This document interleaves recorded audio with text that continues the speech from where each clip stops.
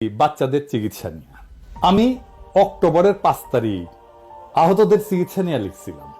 আমি বলছিলাম কিভাবে একটা পূর্ণাঙ্গ চিকিৎসার পুনর্বাসনের ব্যবস্থা করা যায়। কি লিখছিলাম পড়ে দেখি। আমি যদি স্বাস্থ্য উপদেষ্টা হইতাম তাইলে জুলাই আগস্ট বিপ্লবের আহতদের জন্য ওয়ান স্টপ সার্ভিস চালু করতাম। ঢাকা শহরে কোনো একটা কম ব্যবহৃত হাসপাতালের পুরোটা বা একাংশ নিয়ে কাজটা শুরু করতাম। আমি যেহেতু 6 বছর দেশে নাই তাই জানি না কোন হাসপাতালের অবস্থা কেমন। যখন দেশে ছিলাম তখন সোহরাওয়ার্দী হসপিটাল ছিল সবচেয়ে আন্ডার ইউটিলাইজড হসপিটাল। যাই হোক, ওইখানে আহতরা রেজিস্ট্রেশন করতে পারতো। ওই হাসপাতালে আমি চক্ষু, thoracic surgery, orthopaedics, casualty, gastrointestinal surgeon, neuro surgery, ICU, high dependency unit, physiotherapy, psychology counselling, plastic surgery, কৃত্রিম অঙ্গ সংস্থাপন ইউনিট এক জায়গায় আনতাম। হাসপাতালের ক্যাটারিং সার্ভিসের দায়িত্ব দিতাম স্টাফ রেস্টুরেন্টকে, হাউসকিপিং এর দায়িত্ব দিতাম পূর্বানী হোটেলকে। বাংলাদেশের সেরা ডাক্তারদের, সেরা নার্সদের এখানে পোস্টিং দিতাম, তাদের ন্যাশনাল হিরো বানিয়ে দিতাম। চিকিৎসার পূর্ণ দায়িত্ব নিতাম। যাদের বাংলাদেশে চিকিৎসা সম্ভব না তাদের এইখান থেকেই বিদেশে পাঠাতাম। আমি হয়তো সিলেক্ট করতাম মালয়েশিয়া, কিছু ডাক্তার হায়ার করতাম কিউবা থেকে, ওরা টাকার বিনিময়ে ডাক্তার দেয়। আহতদের প্রত্যেককে আলাদা টিভি আর ল্যাপটপ দিতাম, ফ্রি হাই স্পিড ওয়াইফাই থাকতো। আশেপাশে বাসা ভাড়া নিতাম, সেখানে গেস্ট হাউস বানাতাম আহতদের পরিবারের জন্য। আহতদের পরিবারের 2 জন সদস্যের জন্য চিকিৎসা চলাকালীন সময় থাকা আর খাওয়া ফ্রি। একটা পুনর্বাসন ইউনিট করতাম, ওইখানে কিছু বিজনেস গ্রাজুয়েট বসাই দিতাম। তারা প্রত্যেকের পুনর্বাসনের জন্য আলাদা পরিকল্পনা আর আলাদা বাজেট করত। এই বাজেটের জন্য আমি প্রফেসর ইউনুসের পিছিয়ে লাইগা নাই থাইকা বাংলাদেশের বিজনেস টাইকুনদের ধরে কইতাম এরে পুনর্বাসিত করার টাকা দেয়। বিজনেস টাইকুন আগে আমার 2 বার সালাম দিত, তারপর কইতো যথা আজ্ঞা জানান। এক একজন আহত চিকিৎসা সম্পূর্ণ করে ফিরে যাবে, তাদের নিয়ে পত্রিকা আলাদা স্টোরি করতাম। বলে দিলাম এখন দেখেন আপনারা যা ভালো মনে করেন। তো এটা দেখে স্বাস্থ্য উপদেষ্টা ডিজিএলকে বললেন পিনাকির সাথে কথা বলো, প্ল্যানিংটা ফাইনাল করো।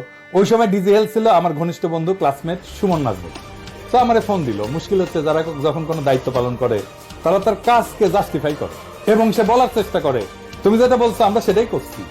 তো আমরা বললো যে সুমন আমারে বললো যে দোস্ত চিকিৎসা হচ্ছে সবার এক এক হাসপাতালে, সবাই চিকিৎসা পাচ্ছে। আমি বললাম তাইলে কেন এত অভিযোগ? তো আমার বন্ধু যা বলছিল ওই একই ধরনের কথা আমি হাসনাত আব্দুল্লাহ শেয়ার করা পোস্টে দেখলাম আজকে। সেটা হচ্ছে এই আহতদের কেউ কেউ ছাত্রলীগের, বিপ্লবী পোলাপানের হাতে মাইর খেয়ে এখন বিপ্লবী থাকছে, এদের সাথে ছাত্রলীগের যোগাযোগ আছে। তাইলে হাসনাত একটা কথা বলি, মানে ক্ষুদ্র ভ্রাতা, আহতদের যে লিস্ট করা হয়েছিল, করার কথা প্রথম থেকে বলতেছি, সেটা ঠিক মতো হয়েছে? হয় নাই তো। যদি হয়তো তাহলে ছাত্রলীগ করা লোক কিভাবে আহত হিসাবে, বিপ্লবের কর্মী হিসাবে হাসপাতালে ভর্তি হয়? ছাত্রলীগকে আমরা চিকিৎসা দেবো না তা না, চিকিৎসা দেবো, কিন্তু বিপ্লবের কর্মী যে অ্যাটেনশন পাবে, যে সাপোর্ট পাবে, সেটা তো ছাত্রলীগের কর্মী পাবে না। ছাত্রলীগ কানেকশনের কথা আসতেছে কেন এখন? লিস্টটা করছে কে তাইলে? ছাত্রলীগ তো করে দেয় নাই, কে লিস্ট করছে আর কে ভ্যালিডেট করছে? আহতরা কি সেই লিস্ট থেকে আসছে? আহতরা নাকি সুস্থ হয়ে হাসপাতাল ছাড়তে পারছে না। তো এই যে প্রবলেম, এই প্রবলেমটা সলভ হয়ে যেত আমার পরিকল্পনা। কিভাবে? আসেন আর একটু বিস্তারিত আলাপ। আমাদের দায়িত্ব কি শুধু সুস্থ করে দেওয়া আহতদের? না, এরা ডাক্তারি টার্মে সুস্থ হইলেও বাসায় যেতে চাচ্ছে না। আমি সেই 1990 সালে মাইর খেয়েছিলাম, জানেন বোধহয়। পুলিশের আর জাতীয় পার্টির ভাঙা পায়ের চিকিৎসা হয় না ঠিক মতো। এক পা আর এক পা থেকে ছোট, কিন্তু আমার বেশি হাঁটলে এখনো কোমরের ব্যথায় ঘুমাইতে পারি না রাত্রে। একজন সম্পূর্ণ সুস্থ মানুষ বাংলাদেশে চাকরি বাকরি করতে পারে না, পায় না চাকরি। এই হচ্ছে বাংলাদেশের অবস্থা। তো একজন আহত, পঙ্গু, কেউ চোখে দেখে না, সে কিভাবে ভরসা পাবে যে সে তার জীবন চালাইতে পারবে? যাই হোক, আমি আমার বন্ধুরে বুঝাইতে পারি নাই যে কেন এটা ওয়ান স্টপ সার্ভিসেই করতে হবে, কেন আলাদা আলাদা হাসপাতাল চিকিৎসা দিয়ে কাজ হবে না। আমার টাইম তখন রাত 10টা। ওরা বললাম তুমি ঘুমাও, আমি পুরো রেশনাল বা যৌক্তিকতা তোমার একটা রাইট আপ করে দিচ্ছি, তুমি কালকে সকালে তোমার প্রপোজালের রেশনাল হিসেবে এটা অবিকল তুলে দিতে পারবা। আমি সারা রাত জেগে লিখলাম, সকালে পাঠাইলাম কেন এটা ওয়ান স্টপ সার্ভিসে, এই হাসপাতালের চিকিৎসাটা ওয়ান স্টপ সার্ভিস করে আমি যেভাবে বলছি সেভাবে করা যাবে। এরপরে তো সে ট্রান্সফার হয়ে গেল, পরে দিদির সাথেও কথা বলছি, উনি জানেন না সব। আমারে নুরজান আপা ফোন দিছিলেন যে এই এপিসোডটা হওয়ার পরে উনি বলতেছেন যে তোমার ভিডিওতে যে বললা আমি গাড়ি চাপা দিচ্ছি আহতদেরকে, এটা তো তুমি ভুল বলছো, আমরা তুমি একটু জিজ্ঞেস করবে না? আমি তো তোমার সেই পরিকল্পনা অনুযায়ী আমরা আলাদা করে চিকিৎসার উদ্যোগ নিচ্ছি। আমি বললাম আপা আল্লাহর ওয়াস্তে আমার সাথে কেউ কিছু বলে না, কেউ জিগায় না। আমি নতুন ডিজিটে জিগাইছিলাম, উনিও কিছু বলতে পারলেন না। এটা আমার অত্যন্ত শ্রদ্ধাভাজন ব্যক্তি। আমি যখন গ্রামীণ ব্যাংকে কাজ শুরু করি, উনি তখন ট্রেনিং ডিপার্টমেন্টের চিফ। উনার তত্ত্বাবধানেই আমার গ্রামীণ ব্যাংকের ট্রেনিং হয়। মানে গ্রামীণ ব্যাংকে যারা কাজ করে, মানে আমার কিন্তু গ্রামীণ ব্যাংকের ওই ম্যানেজারের ট্রেনিং আছে, খুবই স্নেহশীলা মহিলা, উনি খুবই স্নেহ করেন আমারে। এটা আবার আরেক সমস্যা, আবার সেদিন কইলাম যে আমি যে বুড়া হয়ে গেছি এটা ওনার মনে থাকে না। উনি মনে করেন কি নাকি এখন ওই বাচ্চা ছেলে, ও কি বুঝে, এই কেবল পাশ করে আসছে মেডিকেল কলেজ থেকে, আর তাই মনে হয় পাত্তা দেন না। যাই হোক, আসেন কেন বলছিলাম ওয়ান স্টপ কেয়ার করতে হবে। যে কোনো সমাজের ইতিহাস দ্বন্দ্ব আর সংঘাতের মধ্যে দিয়ে অগ্রসর হয়, রক্তপাত ছাড়া ইতিহাস আগায় না। হয় সেটা গৃহযুদ্ধ অথবা শুধু যুদ্ধ। কিছু কিছু আবির্ভাব হয়েছে, আমি আর দেখাইলাম না এটা নিয়ে, যারা রক্তপাত শুনলে মূর্ছা যায়, আবার রাজনৈতিক সংগ্রামের নেতাও হইতে চায়, হ্যাঁ দেশেরও নেতা হইতে চায়। মানে এইদের কথা শুনলে না গা চিরবির করে। এটা গেলে আমার কথা না, মানে হেগেলের কথা, মানে গা চিরবির করার কথা না। এই যে দ্বন্দ্ব সংঘাতের মধ্যে দিয়ে একটা দেশের ইতিহাস অগ্রসর হয়। হেগেল একজন বিখ্যাত জার্মান দার্শনিক, উনি এটা বলছেন যে সংগ্রাম সংঘাতের মাধ্যমে রাষ্ট্র এবং সমাজের অগ্রগতি ঘটে এবং প্রত্যেক সংগ্রাম মানুষের স্বাধীনতার পরিসর বৃদ্ধি করে। রাজনৈতিক সংগ্রামে আহতদের সম্মান জানায়, রাষ্ট্র তাদের ইতিহাসের গুরুত্বপূর্ণ চরিত্র হিসেবে স্বীকৃতি দেয়, যা ভবিষ্যৎ প্রজন্মকে আবারও এই একই ইতিহাস গঠনে অংশগ্রহণ করতে উদ্বুদ্ধ। সেজন্যই আহতদের এত দাম, সব সমাজ এত রেসপেক্ট করে। ইতিহাস সাক্ষ্য দেয় যে সমাজ তাদের বীর এবং আহত যোদ্ধাদের সম্মান জানায়, সেই সমাজের ভবিষ্যৎ প্রজন্ম সমাজ এবং রাজনৈতিক আন্দোলনে উদ্বুদ্ধ হয়। আপনি দেখেন ওই যে হান্নান বলছিল না যে তরুণ সমাজ আর আসবে না, এই যে দেখেন আর এই অভ্যুত্থানটা যদি ব্যর্থ হয়, এই যে আমি যে রক্তটা ঝরাইছি এই রক্তের হিসাবটা আমি, এই অভ্যুত্থান যাদের কারণে ব্যর্থ হবে তাদের প্রত্যেকের মুখোশ খুলে দিই স্পষ্ট। এবং এরপরে একই সাথে বলে যাবো যে বাংলাদেশের ভবিষ্যতে যেন কোনো তরুণ প্রজন্ম আর কোনো যেন কখনো যেন রাস্তায় না, এটাই হবে। 90-এর গণ অভ্যুত্থানে নূর হোসেনের রক্তের সাথে প্রতারণা করেছে, এরা প্রতারণা করে আজকের বাংলাদেশকে 24 এনে এখানে নিয়ে এসেছে। এখন 2000 মানুষ জীবন দেওয়ার পরে আজকে এখনো দেখা যাচ্ছে যে এই দেশ নিয়ে তাদের কোনো ভাবনা নেই।